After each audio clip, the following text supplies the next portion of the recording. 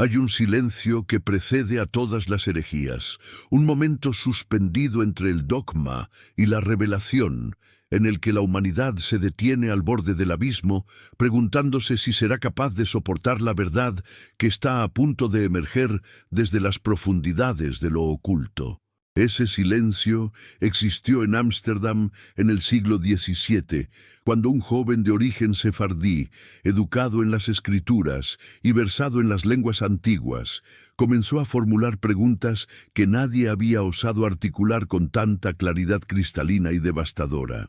Baruch Spinoza, ese nombre que resonaría como anatema en las sinagogas y como promesa de liberación en los círculos de pensadores libres, se atrevió a mirar directamente hacia el sol de la verdad, aunque supiera que esa mirada lo cegaría para siempre ante los ojos de su comunidad. ¿Qué impulsa a un hombre a sacrificar la pertenencia, la seguridad, el amor de los suyos por la fidelidad a una idea que nadie le agradecerá? ¿No es acaso ese el precio inevitable que paga quien decide que la verdad vale más que la paz? Spinoza conocía ese precio y lo pagó sin titubear, porque entendió algo que las instituciones religiosas de todos los tiempos han temido admitir: que la fe construida sobre mentiras no es fe, sino miedo disfrazado de devoción. La historia que nos convoca en este momento, la historia que late debajo de 2 milenios de silencio reverencial, no comienza con Spinoza, sino mucho antes. En una pequeña aldea de Galilea, donde una joven María vivía los días ordinarios de su existencia bajo el sol implacable de Judea. ¿Quién era María antes de convertirse en símbolo, antes de ser elevada al pedestal inalcanzable de la virginidad perpetua? Era una muchacha de carne y hueso, de deseos y temores, de esperanzas y vulnerabilidades, una mujer que respiraba el mismo aire que respiramos nosotros, que sentía hambre y sed, que conocía la alegría y el dolor. Pero algo sucedió en el año 4 antes de nuestra era, algo que las escrituras oficiales decidieron envolver en el manto dorado del milagro para protegerlo de las miradas profanas de quienes se atreven a preguntarse por la realidad desnuda detrás del mito. En ese año, María concibió un hijo, y ese hijo no sería el único que llevaría en su vientre a lo largo de su vida. ¿Por qué esta verdad tan simple, tan humana, tan natural ha sido enterrada bajo capas y capas de dogma teológico, que amenazaba tanto a la estructura de poder eclesiástico que fue necesario construir una narrativa de virginidad perpetua para sostener el edificio de la fe? Spinoza entendió que la respuesta a estas preguntas no reside en el terreno de lo divino, sino en el territorio mucho más terrenal de la política y el control. La Iglesia no temía a la verdad sobre María por razones espirituales. Temía a esa verdad porque reconocer la humanidad plena de la Madre de Jesús implicaba reconocer que los fundamentos sobre los cuales se había construido una arquitectura completa de poder eclesiástico eran frágiles, contingentes, humanos. Si María fue una mujer que conoció la intimidad del matrimonio, que concibió 6 veces, como afirman los textos que la ortodoxia prefiere ignorar, entonces el misterio se desvanece y lo que queda es la experiencia humana en toda su complejidad y belleza.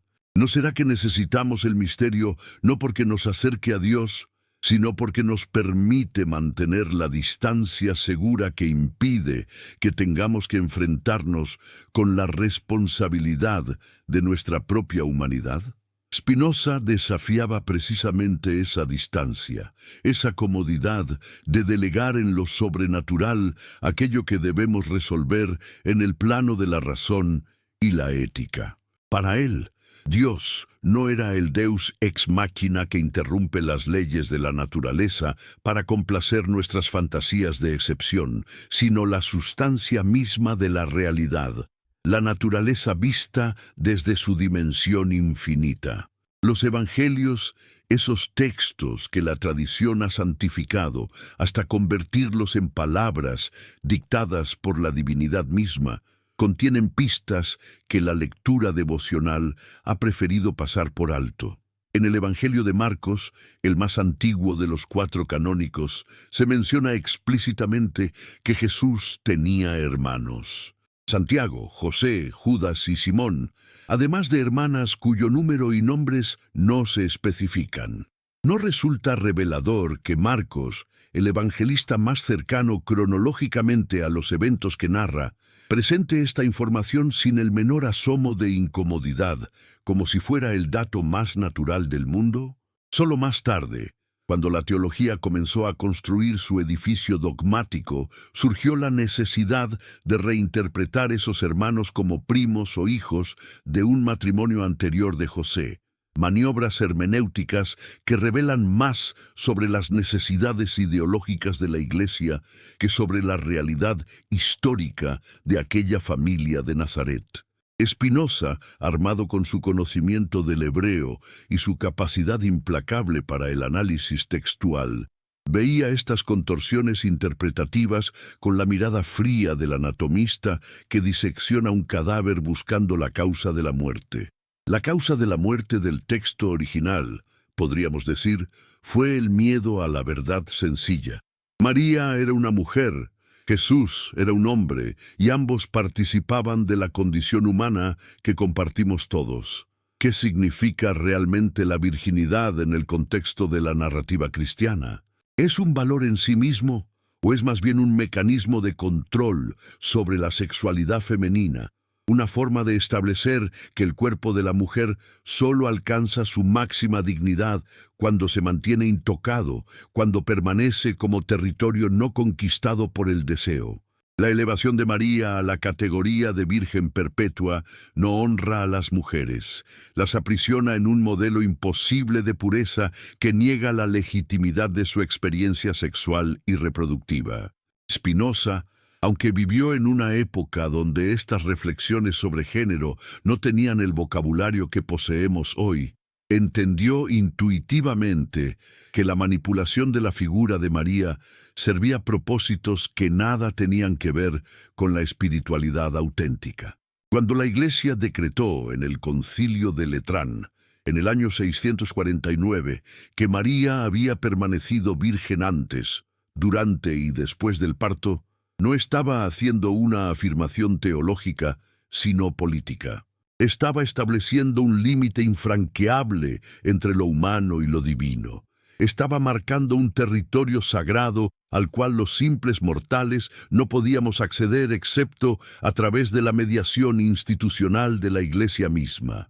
Pero regresemos al año 4 antes de nuestra era, ese momento preciso en el que María concibió por primera vez y dejó de ser virgen, no por mandato divino, sino por la operación absolutamente natural del amor y el deseo humano. Los estudios históricos contemporáneos, aquellos que se atreven a leer los textos antiguos sin el filtro deformante de la devoción ciega, sugieren que María tendría entre 13 y 16 años cuando quedó embarazada de Jesús, una edad completamente normal para el matrimonio en la Judea del primer siglo. José, su esposo, era probablemente un tectón, término griego que se ha traducido tradicionalmente como carpintero, pero que designaba más bien a un artesano de la construcción, alguien que trabajaba tanto la madera como la piedra. Era un matrimonio ordinario en circunstancias ordinarias, y lo que sucedió en la intimidad de ese matrimonio fue lo que sucede en todos los matrimonios. La unión de dos cuerpos, la concepción de una nueva vida, el misterio cotidiano de la reproducción que no necesita de intervenciones angelicales para manifestar su profundidad. ¿Por qué entonces la narrativa oficial insiste en el milagro de la concepción virginal? Porque sin ese milagro, Jesús se convierte en uno más de nosotros. Y si Jesús es uno más de nosotros, entonces la distancia que justifica la jerarquía eclesiástica se desvanece. Imaginemos por un momento a María, no como la estatua de mármol que puebla los altares, sino como la mujer viva que fue. Imaginémosla en las noches de su matrimonio. experimentando el descubrimiento del cuerpo del otro, navegando las complejidades de la intimidad, sintiendo tal vez miedo al principio y luego confianza, tal vez ternura y luego pasión. Imaginémosla descubriendo que está embarazada, sintiendo esa mezcla de temor y alegría que acompaña a toda primera gestación, compartiendo la noticia con José, preparándose para la llegada de ese primer hijo que sería Jesús. Y luego imaginémosla años después, con su familia crecida, con 6 o tal vez más embarazos en su historia, con el conocimiento acumulado de quien ha navegado las aguas de la maternidad múltiples veces, con la sabiduría del cuerpo que ha parido y amamantado y cuidado. Esa María real, esa María de carne y sangre, ¿no es infinitamente más admirable que la figura etérea e intocable que nos presenta el dogma? ¿No requiere más coraje vivir plenamente la condición humana con todas sus vulnerabilidades que flotar en la burbuja aséptica de una virginidad imposible? Spinoza escribió en su obra más audaz, el Tratado Teológico-Político, que la escritura debe ser interpretada por la escritura misma, sin imponer desde fuera categorías teológicas preconcebidas. Aplicando ese principio, cuando leemos los evangelios con ojos limpios de dogma, lo que emerge es un retrato de una familia judía del primer siglo que no se distingue en sus estructuras básicas de cualquier otra familia de su tiempo y lugar. Pero la Iglesia primitiva, en su afán de establecer la divinidad absoluta de Cristo, necesitaba diferenciarlo radicalmente de los demás seres humanos, y esa diferenciación comenzaba por su origen. Si su concepción era milagrosa, si su madre permanecía virgen, entonces él no participaba completamente de nuestra naturaleza, y por lo tanto podía ocupar ese espacio mediador entre lo humano y lo divino que la teología cristiana le asigna. Pero ¿qué pasa cuando removemos ese andamiaje mitológico y miramos lo que queda? Queda un maestro extraordinario, un profeta radical, un hombre que desafió las estructuras de poder de su tiempo y pagó el precio supremo por esa audacia, pero un hombre al fin, nacido de la unión sexual de dos seres humanos, criado en una familia numerosa, marcado por las alegrías y los dolores de la existencia ordinaria. La afirmación de que María tuvo 6 embarazos, de que concibió a Jesús y luego a Santiago, José, Judas, Simón y al menos 2 hijas, no es una invención moderna ni una especulación maliciosa. Está apoyada por la lectura directa de los evangelios, por la comprensión del contexto histórico y cultural de la Palestina del siglo I, por el análisis lingüístico de términos como adelphoi, que en griego significa hermanos en el sentido directo y no primos o hermanos espirituales, como han intentado argumentar los apologetas católicos. Los primeros cristianos, aquellos que vivían más cerca temporalmente de los eventos, no parecen haber tenido problema alguno con la idea de que María hubiera tenido más hijos después de Jesús. Fue solo cuando la doctrina de la virginidad perpetua comenzó a consolidarse, principalmente a partir del siglo IV, que se hizo necesario reinterpretar, retorcer, forzar los textos para hacerlos compatibles con la nueva ortodoxia. ¿No es ese el patrón que vemos repetirse una y otra vez en la historia de las religiones institucionalizadas? Ese movimiento por el cual la verdad histórica es gradualmente reemplazada por la verdad dogmática hasta que ya nadie puede distinguir una de otra. Spinoza sabía que cuestionar estos dogmas no era simplemente un ejercicio académico, sino una operación peligrosa que ponía en riesgo todo el edificio de autoridad sobre el cual descansaba el poder eclesiástico. Si la Iglesia había mentido sobre algo tan fundamental como la naturaleza de María, ¿qué más había distorsionado, ocultado, inventado? La pregunta se ramifica infinitamente y llega a tocar los cimientos mismos de la institución. Por eso la excomunión que sufrió Spinoza fue tan absoluta, tan implacable. No se trataba solamente de castigar a un hereje, sino de enviar un mensaje claro a cualquiera que considerara seguir su camino.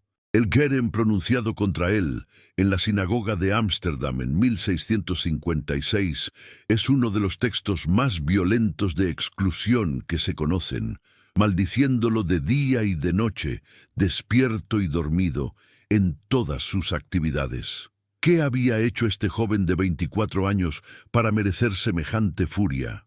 Había cometido el pecado imperdonable de pensar libremente, de aplicar la razón donde se le exigía solo fe ciega.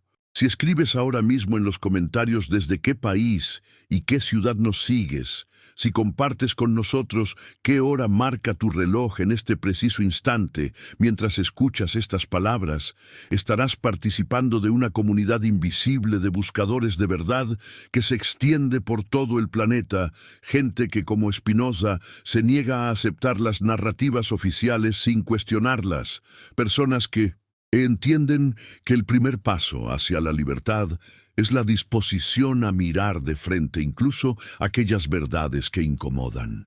Y si sientes que este mensaje merece ser compartido, si crees que alguien cercano a ti también necesita escuchar estas reflexiones, envíale este video con el deseo de que las bendiciones lleguen a su familia. Porque la verdad, cuando se comparte, multiplica su poder liberador, y cuando se oculta, se convierte en cadenas invisibles que nos aprisionan sin que siquiera seamos conscientes de ellas. La cuestión de la virginidad de María no es un detalle menor en la arquitectura del cristianismo. Es una piedra angular que sostiene múltiples estructuras dogmáticas y disciplinarias. Si María no permaneció virgen, entonces su cuerpo no fue ese receptáculo sagrado intocado que la teología mariana ha construido a lo largo de los siglos. Si tuvo relaciones sexuales con su esposo, si parió múltiples veces, si experimentó el dolor y el éxtasis del cuerpo femenino en toda su potencialidad, entonces no puede servir como modelo de pureza que implícitamente condena toda sexualidad como impureza. La doctrina de la virginidad perpetua ha sido una de las herramientas más efectivas para el control de la sexualidad femenina en la historia de Occidente, estableciendo un ideal inalcanzable contra el cual todas las mujeres reales eran medidas y encontradas deficientes. Spinoza tal vez no articuló estas implicaciones de género con la claridad que podríamos hacerlo hoy, pero entendió perfectamente cómo los dogmas religiosos sirven como instrumentos de dominación social.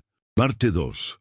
La tensión entre fe y razón es tan antigua como el pensamiento mismo, pero adquiere una intensidad particular en la modernidad temprana, cuando figuras como Spinoza comienzan a aplicar los métodos de la crítica racional a los textos sagrados con el mismo rigor con el que Galileo aplicaba el método experimental a la naturaleza física. ¿Qué derecho tenemos a cuestionar las Escrituras?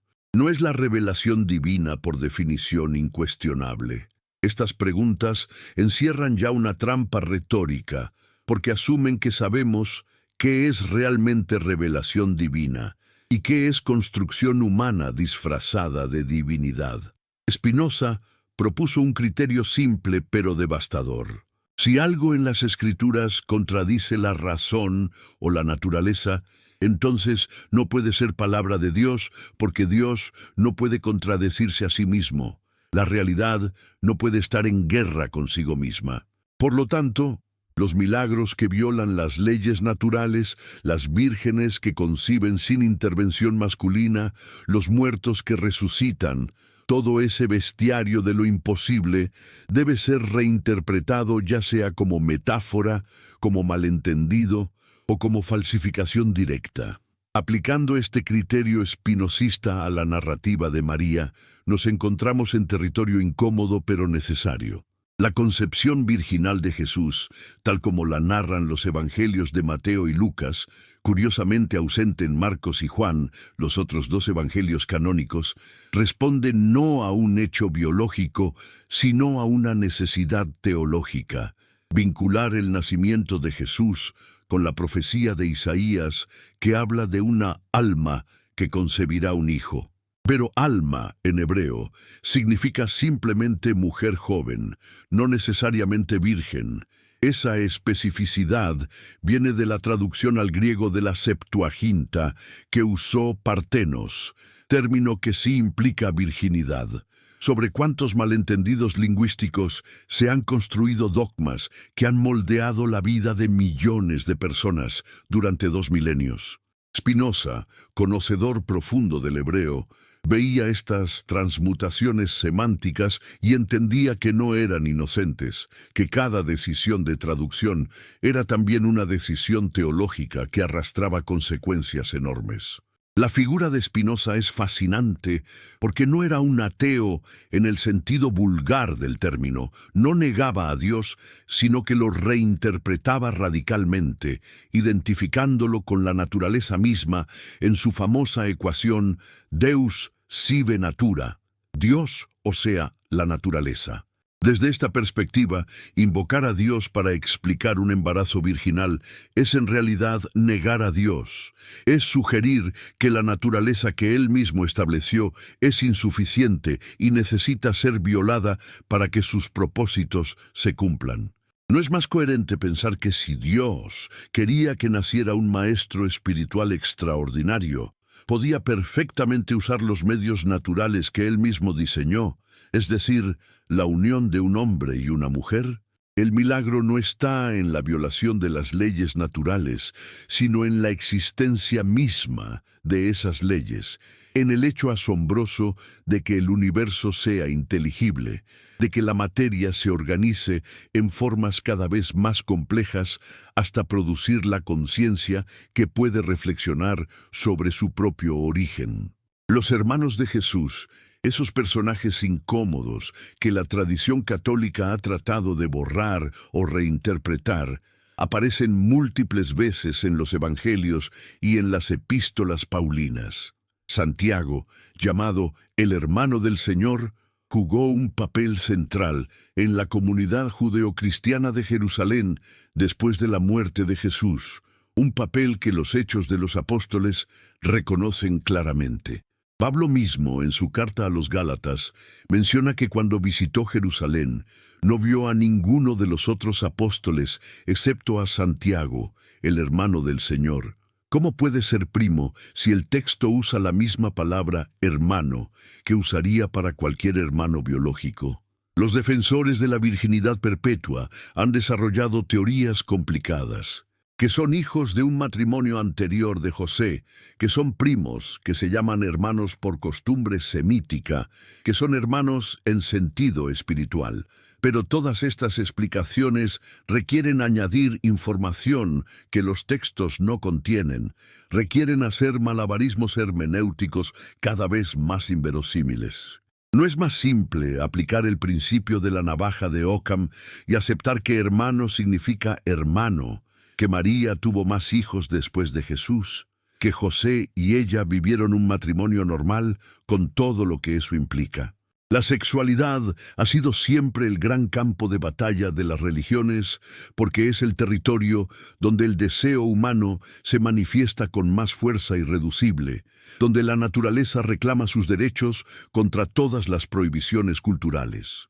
El cristianismo heredó del platonismo y del estoicismo una desconfianza profunda hacia el cuerpo y sus placeres, una tendencia a identificar la vida espiritual con la negación de lo carnal. Pablo mismo, ese fundador del cristianismo gentil, mostró una ambivalencia marcada hacia la sexualidad, sugiriendo que es mejor no casarse, pero que si uno no puede controlarse, es preferible casarse que arder en pasión.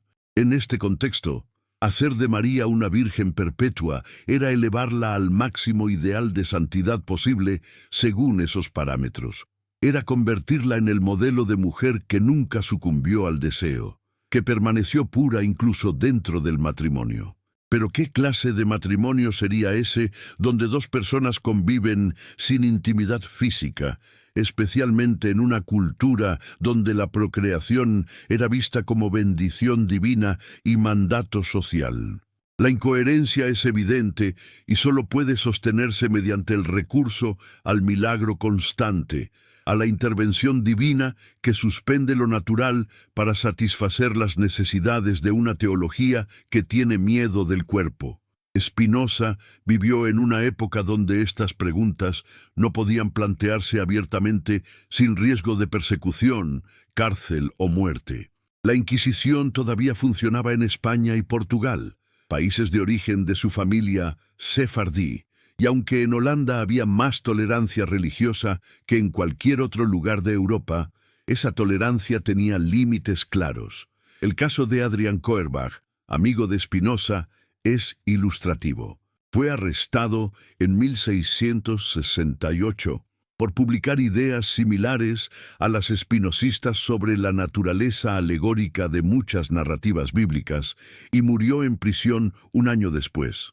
Spinoza tuvo la prudencia de no publicar su Ética en vida, sabiendo que sus ideas sobre Dios y la naturaleza serían consideradas ateas y blasfemas por todas las religiones establecidas. Sin embargo, se atrevió a publicar el Tratado Teológico Político de manera anónima, un texto que aplicaba los principios del análisis crítico a la Biblia y argumentaba que el poder político no debía estar subordinado a la autoridad religiosa.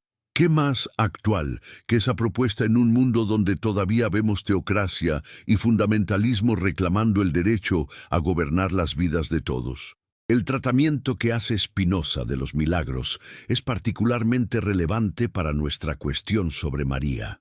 Para él, creer en milagros es en realidad una forma de ateísmo, porque implica que Dios no fue lo suficientemente sabio o poderoso para establecer desde el principio leyes naturales que cumplieran sus propósitos, que necesita intervenir constantemente para corregir su obra. Un Dios que tiene que hacer milagros es un Dios imperfecto, un mal artesano que necesita retocar continuamente su creación. Por el contrario, el Dios de Spinoza es perfecto precisamente porque la naturaleza funciona con tal armonía y consistencia que no necesita excepciones, que todo lo que ocurre es expresión necesaria de las leyes eternas que Él mismo es. Desde esta perspectiva, el nacimiento de Jesús, mediante una concepción virginal, no solo es imposible, sino innecesario y hasta ofensivo para la divinidad correctamente entendida. ¿Por qué Dios necesitaría suspender las leyes de la reproducción humana para lograr su propósito? ¿No podía encontrar entre los millones de bebés que nacen naturalmente cada año a uno adecuado para su misión? La respuesta es que Dios no necesitaba nada de eso, pero la Iglesia sí necesitaba el milagro para establecer la diferencia ontológica entre Jesús y el resto de la humanidad. La doctrina de la virginidad perpetua de María fue desarrollándose gradualmente durante los primeros siglos del cristianismo, alcanzando su formulación definitiva en el Concilio de Letrán del 649. Antes de eso, había diversidad de opiniones incluso entre los padres de la Iglesia. Tertuliano, uno de los primeros teólogos cristianos, no tenía problema en hablar de los hermanos de Jesús como sus hermanos reales. Hegesipo, historiador del siglo II, menciona que Santiago era hermano del Señor según la carne. Solo cuando la Mariología comenzó a desarrollarse como disciplina teológica autónoma, cuando María empezó a ser elevada a una posición casi divina, se hizo necesario proteger su virginidad no solo en la concepción de Jesús, sino durante y después del parto. Una triple virginidad que la separaba completamente de la experiencia femenina ordinaria. ¿Para qué servía esta separación? Servía para crear un ideal femenino imposible que serviría como instrumento de control y culpabilización de todas las mujeres reales que inevitablemente fracasarían en alcanzarlo. Los 6 embarazos de María, si aceptamos la lectura directa de los evangelios y las referencias extracanónicas, Nos hablan de una vida mucho más rica y compleja que la imagen pálida que nos ofrece la hagiografía oficial. Nos hablan de una mujer que experimentó repetidamente el misterio de llevar una vida nueva en su vientre, que conoció los peligros del parto en una época donde la mortalidad materna era altísima, que crió a una familia numerosa en condiciones de pobreza relativa, como las que vivía un artesano galileo del primer siglo. Nos hablan también de una relación matrimonial que duró décadas, que sobrevivió las tensiones de criar hijos en un contexto político turbulento bajo ocupación romana, que enfrentó el drama terrible de ver a uno de esos hijos ejecutado por sedición. Esa María real, esa María histórica, es infinitamente más admirable que la estatua de mármol que la Iglesia ha erigido, porque tuvo que navegar los desafíos reales de la existencia humana sin el escudo protector de la divinidad prestada. ¿Por qué seguimos aferrándonos a los mitos incluso cuando la evidencia histórica y textual los contradice? Porque los mitos cumplen funciones psicológicas y sociales que la verdad desnuda no siempre puede cumplir. El mito de la virginidad de María satisface la necesidad de tener figuras puras que no estén contaminadas por la ambigüedad moral de la existencia ordinaria. Satisface la fantasía masculina de una mujer que es madre sin ser amante, que nutre sin exigir, que da sin pedir nada a cambio. Satisface también una necesidad de misterio, de reservar un espacio sagrado inaccesible a la razón donde todavía puede habitarlo completamente otro. Spinoza entendía estas funciones, pero argumentaba que tienen un costo enorme. Nos infantilizan, nos mantienen en un estado de dependencia hacia autoridades externas que se arrogan el derecho de interpretar lo sagrado. Nos impiden asumir la responsabilidad adulta de nuestra propia existencia moral y espiritual. La herejía de Spinoza no consistía simplemente en negar este o aquel dogma particular, sino en proponer un método que haría obsoletas todas las ortodoxias. El método de la razón aplicada sin excepciones. Si algo es verdadero, debe poder sostener el escrutinio racional. Si no puede sostenerlo, entonces no es verdadero, sin importar cuántos siglos de tradición lo respalden, sin importar cuántas autoridades eclesiásticas lo proclamen, sin importar cuán cómodo o consolador resulte creerlo. Este método es extraordinariamente peligroso para cualquier estructura de poder que dependa del monopolio de la verdad revelada, porque democratiza el acceso a lo verdadero, porque sugiere que cualquier persona con suficiente claridad mental puede distinguir entre lo real y lo imaginario sin necesitar la mediación de sacerdotes o rabinos. No es esa la amenaza fundamental que Spinoza representaba. No es esa la razón por la cual fue tan implacablemente condenado por todas las religiones de su tiempo. Cuando leemos los evangelios con la mirada que Spinoza nos enseña, vemos que están llenos de contradicciones, de inconsistencias, de capas sucesivas de edición teológica que intentan forzar los recuerdos históricos hacia conclusiones doctrinales preconcebidas. Las genealogías de Jesús en Mateo y Lucas son completamente diferentes y contradictorias entre sí, pero ambas trazan su ascendencia a través de José, lo cual es absurdo si José no era su padre biológico. Las narrativas de la infancia en esos mismos evangelios son mutuamente incompatibles en varios detalles importantes. Marcos y Juan no mencionan nada sobre un nacimiento virginal, comenzando su narrativa con Jesús ya adulto. ¿No sugiere todo esto que la historia del nacimiento milagroso fue una adición posterior, un desarrollo teológico que los evangelios más tempranos no conocían? La investigación histórico-crítica contemporánea ha confirmado ampliamente esta sospecha. Las narrativas de la infancia fueron probablemente compuestas décadas después de los eventos que supuestamente describen. y reflejan las necesidades teológicas de las comunidades cristianas de finales del primer siglo, mucho más que la memoria histórica confiable de lo que realmente sucedió en Nazaret y Belén. Si te has quedado pensando en estas reflexiones, si algo resuena en tu interior con la urgencia de estas preguntas, escribe en los comentarios desde qué rincón del mundo nos acompañas. Porque la verdad no conoce fronteras geográficas y esta comunidad de buscadores se extiende por todos los continentes y zonas horarias. Y si conoces a alguien que también está listo para mirar más allá de los velos del dogma, comparte este video con ese amigo o familiar, envíales la bendición de la duda, que es el principio de toda sabiduría.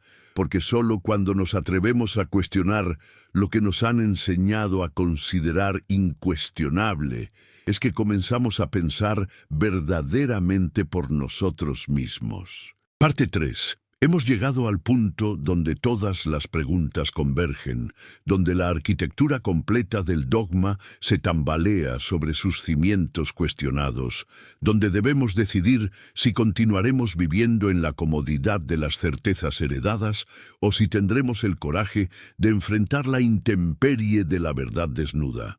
Spinoza nos confronta con una elección radical.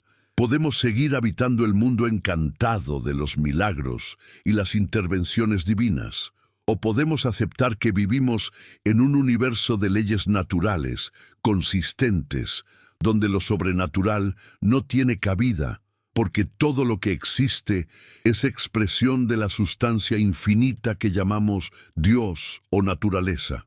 Esta elección no es meramente intelectual, tiene consecuencias existenciales profundas porque determina cómo entendemos nuestra propia posición en el cosmos, cómo asumimos la responsabilidad de nuestra vida moral, cómo construimos comunidades basadas en la razón y no en el miedo. La verdad sobre María, esa verdad que ha sido sistemáticamente ocultada, distorsionada, enterrada bajo 2 milenios de construcción dogmática, no es escandalosa, excepto para quienes han invertido su identidad completa en los mitos oficiales. María fue una mujer judía del primer siglo que se casó joven como era costumbre en su cultura, que concibió a su primer hijo Jesús en el año 4 antes de nuestra era mediante el acto natural del amor conyugal, que dio a luz en circunstancias difíciles como nos narran los evangelios, y que luego tuvo al menos 5 hijos más y 2 o más hijas a lo largo de su vida matrimonial con José. Crió a esos hijos en la fe judía tradicional, vio a Jesús destacarse como maestro y profeta, sufrió la agonía de verlo ejecutado por el poder imperial romano, y probablemente vivió para ver cómo algunos de sus otros hijos, especialmente Santiago, asumían posiciones de liderazgo en el movimiento que se formó alrededor de la memoria y las enseñanzas de su hermano mayor. Esta María histórica es más interesante, más valiente, más digna de admiración que la figura etérea y asexuada que la teología mariana nos ha legado. ¿Por qué nos resulta tan difícil aceptar esta verdad simple? Porque hemos sido entrenados durante siglos a confundir lo sagrado con lo excepcional, a pensar que solo lo que viola las leyes naturales merece nuestra reverencia. Pero Spinoza nos invita a una inversión radical de esta perspectiva. Lo verdaderamente sagrado es precisamente la ley natural en su regularidad inexorable. Es el hecho de que el universo funcione con una consistencia que permite la predicción y la ciencia. Es la participación de cada cosa particular en la sustancia infinita que lo abarca todo. Desde este punto de vista, el nacimiento natural de Jesús no le resta divinidad, sino que lo conecta más profundamente con la totalidad de la existencia. Hace de su enseñanza algo relevante para todos, porque Él era verdaderamente uno de nosotros, no un semidios olímpico que visitaba la tierra disfrazado de humano. La virginidad de María, Ese dogma que ha causado tanto sufrimiento al establecer un estándar imposible de pureza femenina no es una doctrina aislada, sino parte de una red completa de ideas sobre el cuerpo, el género, la sexualidad y el poder que ha estructurado la civilización occidental durante 2 milenios. Al sostener que María permaneció virgen, la Iglesia estaba haciendo varias afirmaciones interconectadas. Que la sexualidad es incompatible con la santidad, que el cuerpo femenino, en su funcionalidad reproductiva normal, es impuro, que las mujeres alcanzan su máxima dignidad cuando niegan su capacidad sexual, que el placer corporal es sospechoso y debe ser vigilado y controlado por la autoridad eclesiástica.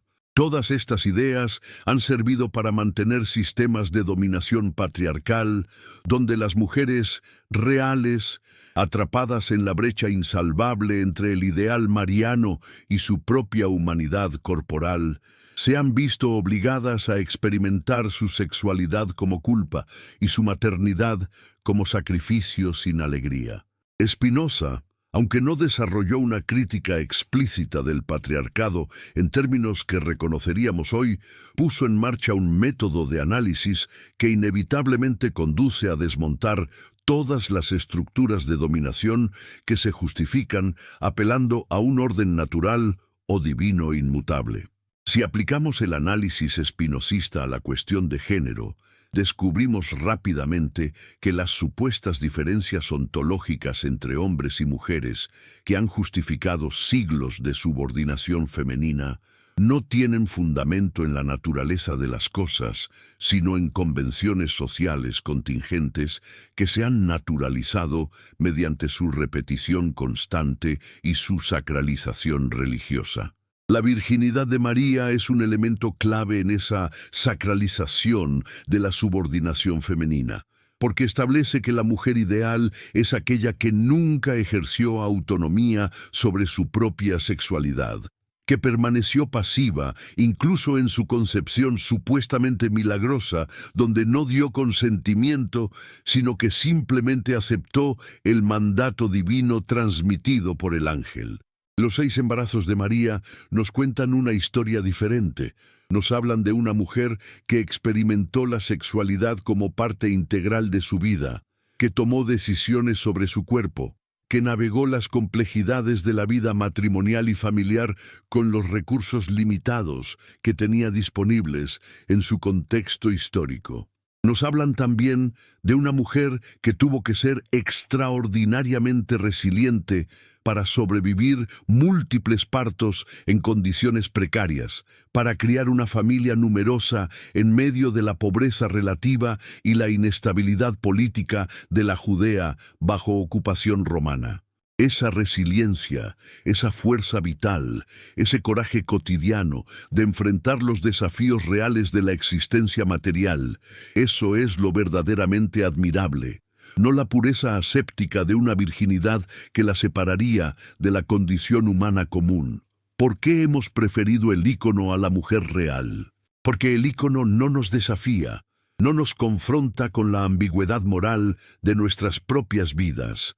Nos permite proyectar nuestras fantasías de perfección sin tener que lidiar con la complejidad irreducible de la experiencia humana auténtica.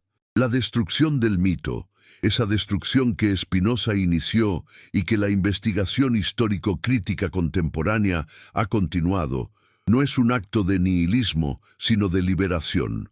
Cuando el mito se derrumba, no caemos en la nada, sino que aterrizamos en la realidad. Y la realidad, aunque más dura, es también más confiable, más honesta, más capaz de sostener una ética auténtica. El miedo que las instituciones religiosas tienen a esta destrucción del mito no es miedo por la fe de los creyentes, sino miedo por su propio poder.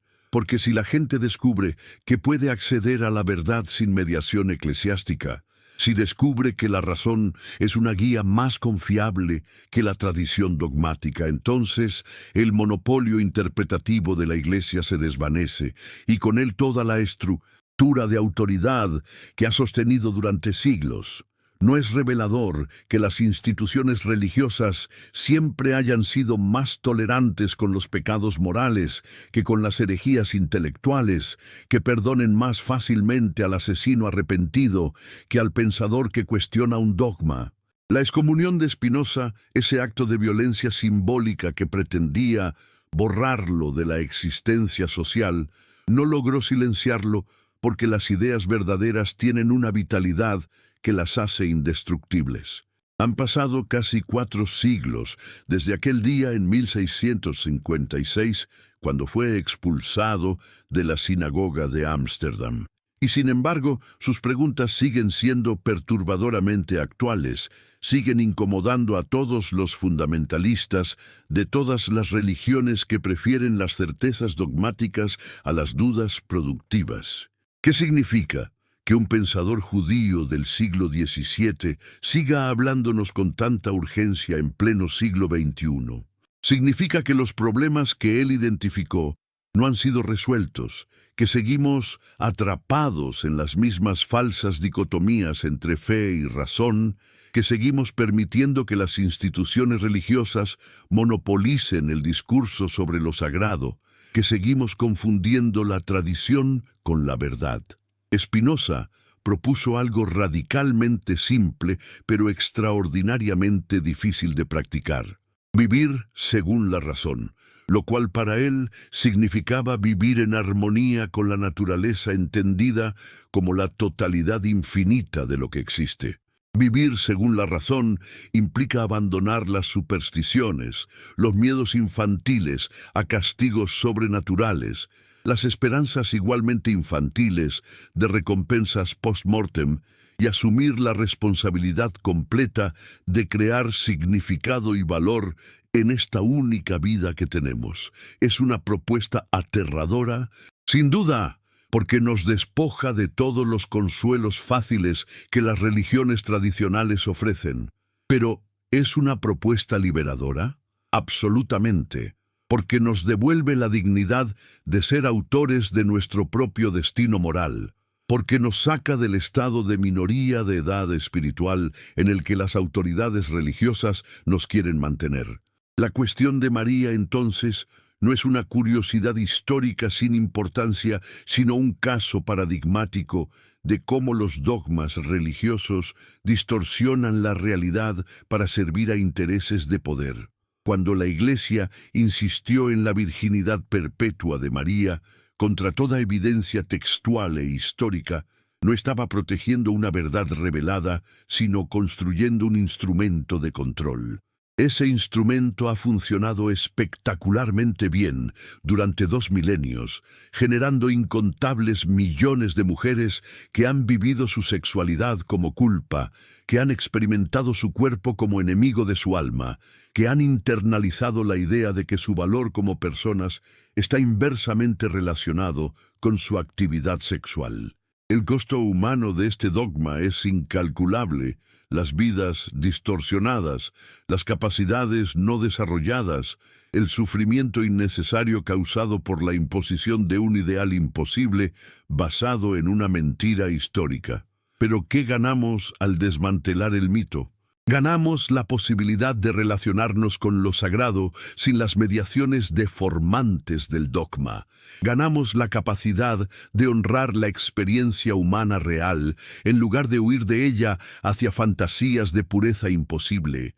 Ganamos la libertad de construir éticas basadas en el florecimiento humano concreto, en lugar de en la obediencia a mandatos externos cuyo origen es sospechoso.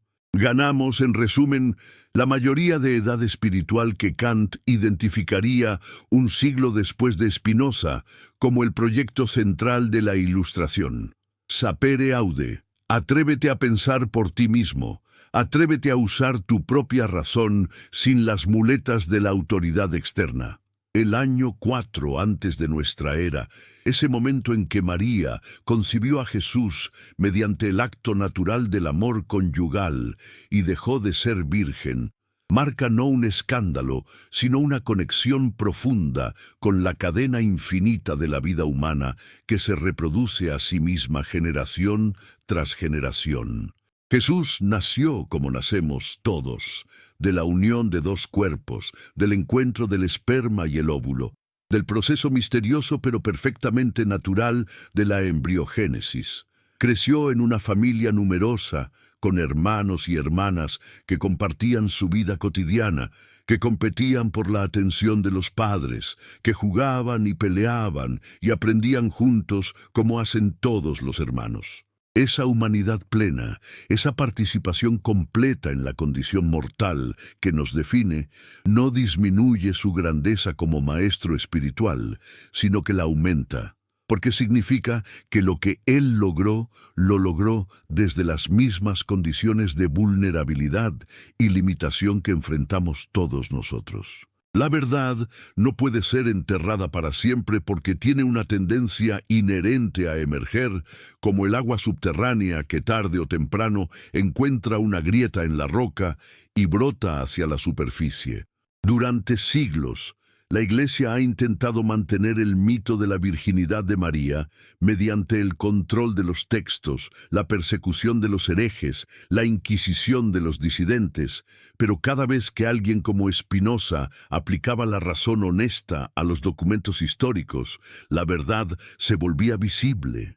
En nuestra época, con el acceso democrático a los textos antiguos, con la investigación histórico-crítica que ha iluminado el contexto del primer siglo, con la libertad, al menos relativa, para discutir estas cuestiones sin temor a la hoguera, la verdad se hace cada vez más difícil de ocultar. Es una coincidencia que las iglesias estén perdiendo influencia precisamente en aquellas sociedades donde la educación crítica es más generalizada. No es coincidencia, es la consecuencia inevitable de exponer los dogmas a la luz de la razón. Si te has quedado transformado por estas reflexiones, si sientes que algo se ha removido en tu interior, que alguna certeza se ha agrietado y a través de esa grieta está entrando una luz nueva, aunque incómoda, entonces has experimentado lo que Spinoza quería provocar, el despertar de la conciencia crítica, que es el principio de toda libertad auténtica. Escribe ahora en los comentarios desde qué parte del mundo estás experimentando este despertar. Comparte con esta comunidad global de buscadores qué hora es en tu rincón del planeta, porque estamos todos conectados en este momento de cuestionamiento radical que trasciende las fronteras geográficas y temporales. Y si conoces a alguien que necesita escuchar estas palabras, alguien que está listo para salir de la caverna platónica, aunque el sol de la verdad hiera inicialmente sus ojos acostumbrados a las sombras, envíale este video como un regalo de liberación, con la bendición de que su familia encuentre el coraje de vivir en la verdad, aunque sea más difícil que vivir en la ilusión confortable. El clímax filosófico al que hemos llegado después de este largo recorrido es simple, pero devastador en sus implicaciones. Si María no fue virgen perpetua, si Jesús nació naturalmente, si los milagros que sostienen la arquitectura dogmática del cristianismo son reinterpretables como eventos naturales o metáforas teológicas, entonces toda la estructura de autoridad que la Iglesia ha construido sobre esos supuestos milagros se revela como contingente, humana, cuestionable. Y si esa estructura es cuestionable, entonces cada uno de nosotros tiene no solo el derecho, sino la responsabilidad de examinarla críticamente, de aceptar solo aquello que sobrevive al escrutinio de la razón, de rechazar lo que se nos presenta como verdad revelada, pero que resulta ser construcción humana disfrazada de divinidad. Esta no es una invitación al cinismo ni al nihilismo, no es una sugerencia de que si los dogmas tradicionales son falsos, entonces nada es verdadero y todo vale. Al contrario, es una invitación a una espiritualidad más madura, más honesta, más adecuada a nuestra condición de seres racionales, que habitamos un universo de leyes naturales consistentes. Es una invitación a encontrar lo sagrado no en las violaciones milagrosas de esas leyes, sino en las leyes mismas, en la estructura matemática del cosmos, en la emergencia de la conciencia desde la materia, en la capacidad humana para la compasión y la creatividad y el amor. Es una invitación a honrar a figuras como María, no convirtiéndolas en ídolos imposibles, sino reconociendo su humanidad plena, su coraje ordinario, su participación en la lucha colectiva de la especie humana por sobrevivir y florecer en un mundo indiferente. Spinoza murió en 1677 a los 44 años, probablemente de una enfermedad pulmonar causada por años de inhalar polvo de vidrio mientras pulía lentes para ganarse la vida modestamente después de haber sido excluido de la comunidad judía. Murió solo, sin familia, sin membresía en ninguna comunidad religiosa, considerado hereje por judíos y cristianos por igual. Pero no murió derrotado, porque sabía que sus ideas sobrevivirían, que la verdad tiene una durabilidad que trasciende las contingencias de las vidas individuales. Y tenía razón.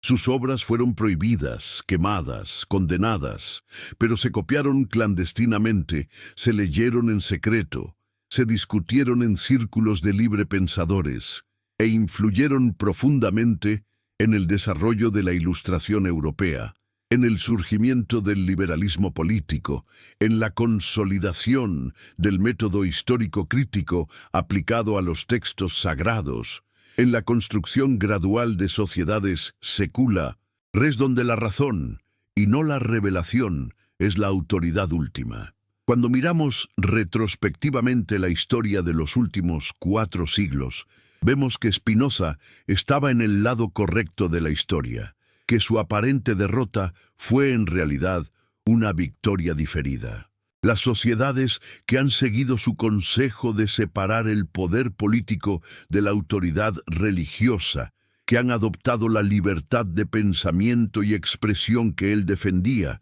que han aplicado el método crítico racional que él ejemplificó, son las sociedades que han generado más prosperidad, más justicia, más espacio para el florecimiento humano diverso. Las sociedades que han resistido esa secularización, que han mantenido el control religioso sobre la vida pública, que han castigado la herejía y recompensado la ortodoxia, son las sociedades donde el sufrimiento innecesario persiste, donde la libertad es restringida, donde el potencial humano es desperdiciado en la sumisión a dogmas obsoletos. La verdad sobre María es una verdad pequeña en el gran esquema de las cosas, un detalle histórico sobre una mujer que vivió hace 2 milenios, pero es también una verdad representativa que nos enseña algo fundamental sobre cómo operan las instituciones religiosas, sobre cómo construyen y mantienen narrativas que sirven a sus intereses de poder, sobre cómo resisten cualquier cuestionamiento de las narrativas incluso cuando la evidencia contradictoria es abrumadora. Si la Iglesia mintió sobre algo tan básico como si María tuvo o no más hijos, ¿qué más ha distorsionado? Si fue capaz de sostener durante siglos una doctrina de virginidad perpetua contra toda lógica biológica y evidencia textual, ¿qué otros dogmas, igualmente inverosímiles, deberíamos examinar con escepticismo saludable? Estas preguntas no tienen como propósito destruir la fe, sino purificarla. No buscan eliminar lo sagrado, sino rescatarlo de las deformaciones que ha sufrido al pasar por el filtro de instituciones humanas, demasiado humanas, con sus agendas de poder y control. Una fe que no puede soportar el cuestionamiento no es fe, sino miedo disfrazado. Una fe que necesita amenazar con el infierno a quien duda no es fe, sino coerción. Una fe que se construye sobre mentiras históricas no es fe, sino autoengaño colectivo. La verdadera fe, si es que tal partus, en las sombras densas de Ámsterdam, donde el humo de las pipas se mezclaba con el salitre del mar y las conversaciones susurradas en las sinagogas sefardíes ocultaban temores ancestrales, Un joven de ojos penetrantes y mente implacable comenzaba a desentrañar los hilos invisibles que tejían el velo de la fe. Baruch Spinoza, expulsado ya de la comunidad que lo vio nacer, no buscaba la venganza ni el consuelo de la amargura, sino la luz cruda de la razón que iluminara los rincones más oscuros de las Escrituras. ¿Acaso no es la verdadera herejía la que se comete cuando la institución guarda celosamente sus secretos, temiendo que la verdad revele no la gloria de Dios, sino la fragilidad de sus propios pilares? ¿Por qué la Iglesia, guardiana autoproclamada de lo divino, ha temblado siempre más ante el escrutinio racional que ante los pecados de la carne? Spinoza comprendía que el conflicto entre fe y razón no era una batalla entre creyentes y ateos, sino entre quienes aceptan la naturaleza en su perfección inexorable y quienes la violan invocando milagros para justificar sus dogmas. Deus sive natura, Dios o la naturaleza, murmuraba en sus escritos, esa ecuación que unía lo infinito con lo cotidiano, lo eterno con el pulso de la sangre en las venas de una mujer llamada María.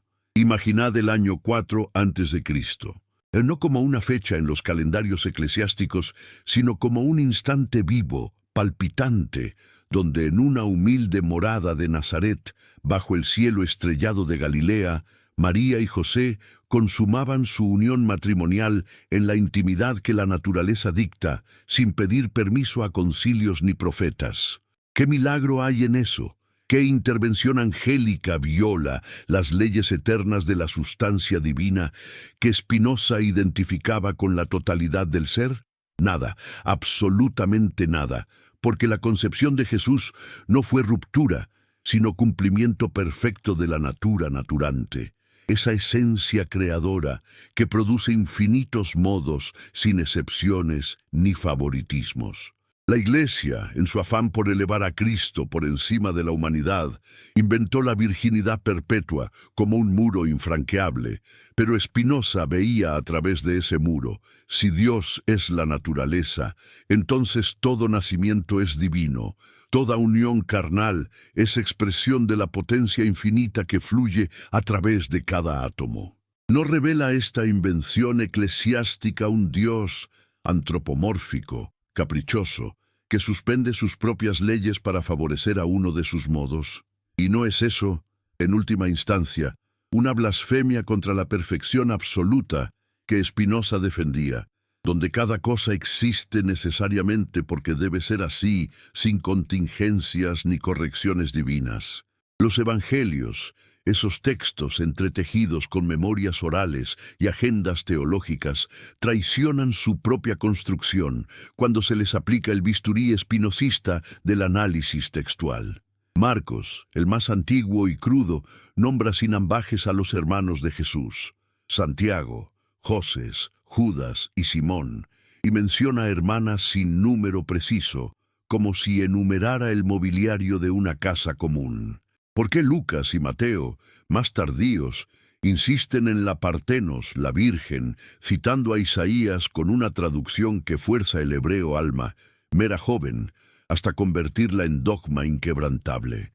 Spinoza, versado en las lenguas sagradas, detectaba estas manipulaciones no como errores inocentes, sino como estrategias para diferenciar ontológicamente a Jesús, para hacerlo semidios en lugar de hombre pleno. Pero si aplicamos su principio de que la Escritura se interpreta por sí misma, emerge la verdad enterrada. María concibió 6 veces más después de Jesús, pariendo en los dolores naturales del cuerpo femenino, amamantando bajo el sol judío, criando en la pobreza de un tectón que labraba piedra y madera para sobrevivir a la opresión romana. ¿Qué amenaza representaba esa María fecunda, esa madre múltiple, para la teología que necesitaba una virgen intocable como puente entre lo humano y lo divino? Amenazaba con humanizar lo sagrado, con mostrar que la divinidad no reside en la excepción, sino en la regla eterna de la naturaleza. El panteísmo espinosista, esa visión donde Dios no es creador distante, sino la sustancia única de la que todo emana, demolía de un golpe la necesidad de milagros como la concepción virginal. En la Ética, Spinoza demostraba geométricamente que la natura naturata, los modos infinitos del mundo, fluyen necesariamente de la natura naturante, sin rupturas ni intervenciones. Un embarazo sin semen viola esa necesidad, implica un Dios imperfecto que corrige su obra, un artesano torpe que retoca lo ya perfecto. ¿Por qué invocar al Espíritu Santo como causa externa cuando la unión de José y María basta para explicar el origen de Jesús, igual que explica el de Santiago o Judas? Spinoza rechazaba los milagros no por materialismo vulgar, sino porque negarlos es afirmar la perfección divina. Todo ocurre como debe. La virginidad de María se quebró en el año 4 a.C., no por pecado, sino por la potencia amorosa de la vida misma, y sus 6 embarazos posteriores fueron expresiones adicionales de esa misma potencia infinita. La Iglesia temía esta visión porque democratizaba lo sagrado. Si cada concepción es divina, ¿para qué intermediarios clericales? ¿No comienza ahí la verdadera libertad cuando dejamos de buscar salvadores externos y reconocemos que la salvación reside en comprender nuestra conexión eterna con la sustancia? La herejía de Spinoza no era negar a Dios, sino liberarlo de las cadenas antropomórficas que la teología le imponía. Excomulgado en 1656, con un cherem que maldecía su alma de día y de noche, vivió en pobreza puliendo lentes mientras su mente forjaba un sistema donde la razón disuelve los velos del miedo religioso. ¿Por qué las sinagogas y las catedrales coincidían en condenarlo, judíos y cristianos unidos contra quien unía a Dios con la naturaleza? Porque ambos temían la disolución de sus monopolios. Si la Biblia es texto humano sujeto a crítica histórica, si María es mujer de carne con 6 hijos en lugar de ícono aséptico, entonces la fe deja de ser obediencia ciega y se convierte en búsqueda racional. Spinoza listaba los dogmas mínimos de la fe universal: Dios único, justo, omnipresente, pero subordinados a la filosofía que busca verdad, no sumisión.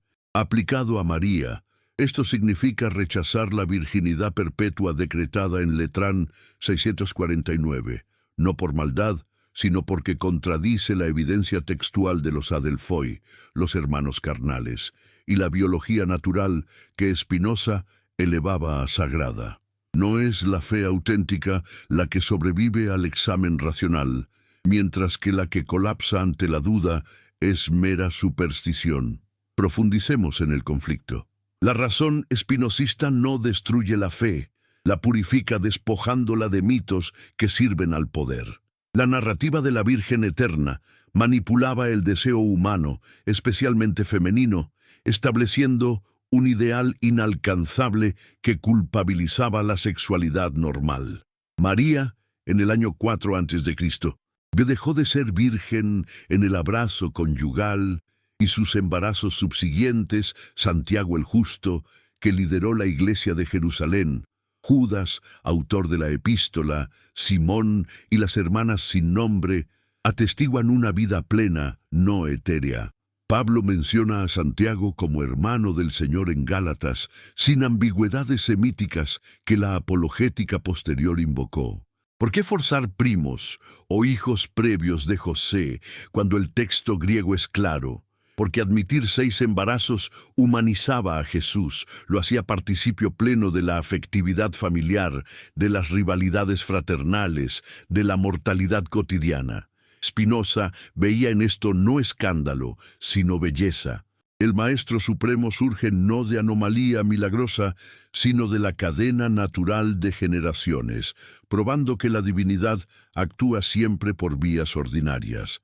La teología mariana, con su triple virginidad, antes, en y después del parto, no honraba a la mujer, sino que la aprisionaba en un modelo imposible donde la maternidad sin sexo condenaba implícitamente toda procreación legítima. ¿Qué significa para la humanidad que el motor de la religión sea el miedo? no la fe, como Spinoza diagnosticaba en su tratado teológico-político. El miedo a que los fieles cuestionen, a que lean los textos sin filtros, a que descubran que la Iglesia primitiva toleraba hermanos biológicos hasta que la divinización crística requirió pureza materna absoluta. Tertuliano y Hegesipo, padres tempranos, aceptaban la maternidad múltiple. Solo el lateranismo impuso el dogma contra evidencia. Spinoza, contemporáneo de la Inquisición portuguesa, que perseguía a sefardíes como su familia, entendía este patrón. Las religiones institucionalizadas temen la razón porque revela su origen humano, contingente, político. No colapsa el dogma cuando se enfrenta a la necesidad natural que Spinoza postulaba, donde nada es contingente porque todo fluye de la esencia divina. En los callejones de Ámsterdam, mientras Spinoza tallaba lentes que magnificaban el mundo microscópico, reflexionaba sobre cómo la pasión, affectus, nos esclaviza al imaginario religioso. La virginidad de María alimenta pasiones tristes, culpa sexual, sumisión femenina, jerarquía clerical. Liberados por la razón, entendemos que sus 6 embarazos fueron modos felices de la potencia divina, expresiones de amor conyugal bajo la ocupación romana. Jesús, crecido entre hermanos, llevó esa humanidad a su enseñanza radical. Ama al prójimo como a ti mismo, porque todos somos modos de la misma sustancia. ¿Por qué la Iglesia enterró esta verdad? Porque sin milagros, sin virginidad perpetua, pierde control sobre los cuerpos y almas. Spinoza proponía la beatitud intelectual, conocer a Dios, naturaleza por segunda y tercera especie de conocimiento, no por imágenes vagas de vírgenes preñadas por ángeles. Si estas palabras resuenan en tu ser, escribe en los comentarios desde qué país y ciudad nos sigues. ¿Qué hora marca tu reloj en este instante de revelación compartida? Únete a esta red global de mentes despiertas que, como Spinoza, rechazan el miedo dogmático. Comparte este video con un amigo cercano.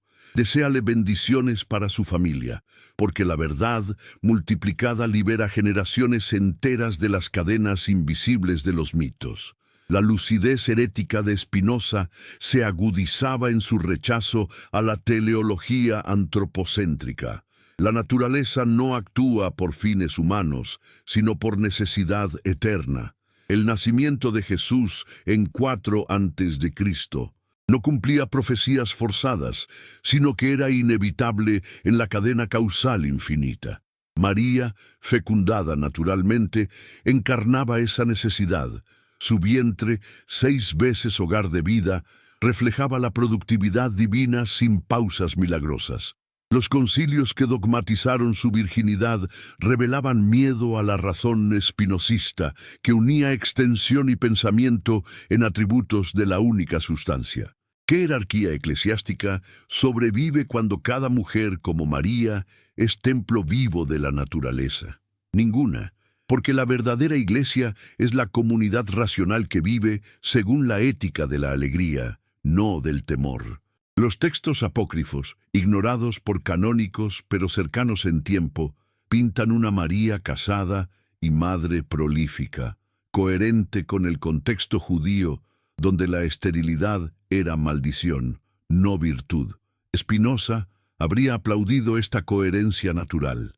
Dios perfecto no malgasta potencia en virginales excepciones. Sus hermanos, Santiago lapidado por judeocristianos, Judas autor epistolar, prueban la familia extensa, refutando primos inventados. ¿Por qué la tradición retuerce a Delfoy? Para preservar el misterio que justifica sacramentos y obispados. Spinoza exponía esto en su crítica bíblica. Las escrituras adaptan historia a piedad popular, pero la razón discierne verdad eterna. El clímax del conflicto fe-razón se da en la exégesis spinozista, interpretar por causas naturales, no sobrenaturales. Aplicado a María, disuelve el mito. Dejó de ser virgen en coito ordinario, parió 6 veces en dolores humanos. Vivió vejez viuda, quizás, testigo del legado de Jesús. Esta María histórica desafía más que la etérea. Enfrentó romanos, pobreza, pérdida filial. ¿No es esa virtud superior a la pasividad virginal? Spinoza afirmaba que la virtud es potencia de actuar, y María potentísima la ejerció en su fecundidad natural. La filosofía espinosista ilumina por qué dogmas persisten. Pasiones tristes atan a imaginarios. Superarlas requiere amor intelectual a Dios, naturaleza, viendo en cada embarazo, el de María, el tuyo, manifestación eterna. La Iglesia teme esta visión igualitaria, sin jerarquías milagrosas, sacerdotes median menos. ¿No es libertad suprema reconocer que salvación es comprensión racional, no bautismos ni misas? En la quietud de su taller, Spinoza pulía lentes para ver claro, sabiendo que la verdad sobre María, 6 hijos, virginidad quebrada en 4 a.C., era microcosmos de la gran liberación. De temores religiosos a beatitud natural. Sus perseguidores quemaron libros, pero no ideas. Hoy, su Deus sive natura resucita el mito destruido, revelando que el verdadero pecado es ocultar la humanidad plena de lo divino. La tensión culmina. Razón vence porque es adecuada a la sustancia. Fe dogmática colapsa como modo inadecuado. María, mujer de 6 embarazos, encarna victoria espinosista sobre manipulación eclesiástica. ¿Aceptarás esta verdad o preferirás sombras confortables? La elección define tu libertad.